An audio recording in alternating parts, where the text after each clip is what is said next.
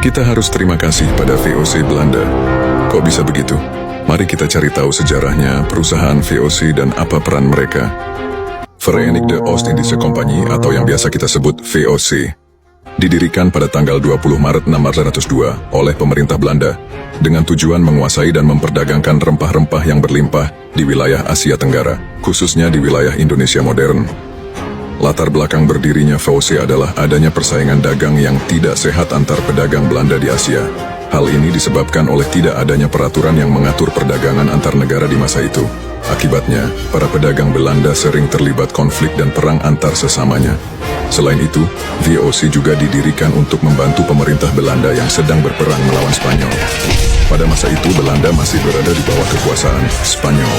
VOC diharapkan dapat memberikan dana bagi pemerintah Belanda untuk membiayai perang. VOC mencapai masa kejayaannya pada abad ke-17. Pada masa ini, VOC berhasil menguasai perdagangan rempah-rempah di Asia Tenggara.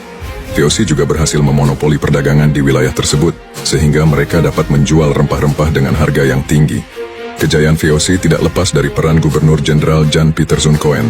Coen berhasil memperluas wilayah kekuasaan VOC dan memperkuat posisi VOC di Asia Tenggara. Coen juga berhasil mengalahkan Portugis yang sebelumnya merupakan penguasa perdagangan rempah-rempah di wilayah tersebut. Ada beberapa faktor yang mendukung kejayaan VOC, antara lain: pemerintah Belanda memberikan hak istimewa kepada VOC, seperti hak monopoli perdagangan, hak untuk mengangkat tentara, dan hak untuk mendirikan pemerintahan sendiri. VOC memiliki armada dagang yang kuat, yang mampu melindungi kapal-kapal dagang mereka dari serangan bajak laut dan musuh. VOC memiliki sistem pemerintahan yang efisien, yang mampu mengelola perdagangan dan wilayah kekuasaan mereka dengan baik. VOC mulai mengalami kemunduran pada abad ke-18.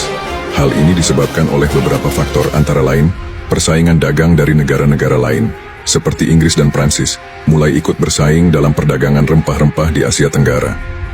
Para pejabat VOC sering melakukan korupsi dan penyalahgunaan kekuasaan.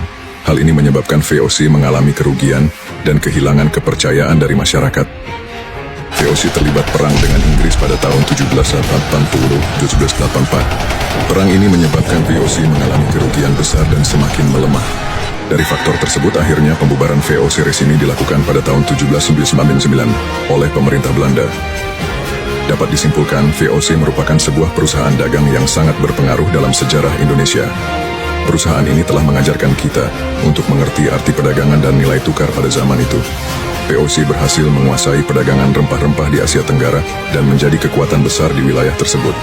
Namun VOC juga merupakan sebuah perusahaan dagang yang rakus dan kejam. VOC telah melakukan berbagai tindakan represif terhadap masyarakat Indonesia, sehingga mereka dianggap sebagai awal mula penjajahan Belanda di Indonesia.